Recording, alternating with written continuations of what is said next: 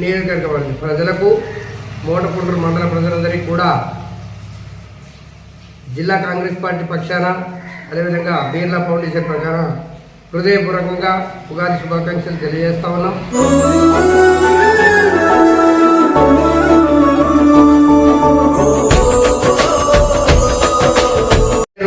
నియోజకవర్గ ప్రజలకు మోటపుండ్రు మండల ప్రజలందరికీ కూడా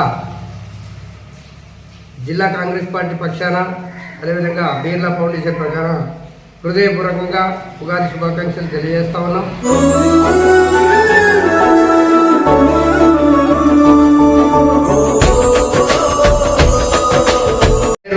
నియోజకవర్గ ప్రజలకు మోటపుండ్రు మండల ప్రజలందరికీ కూడా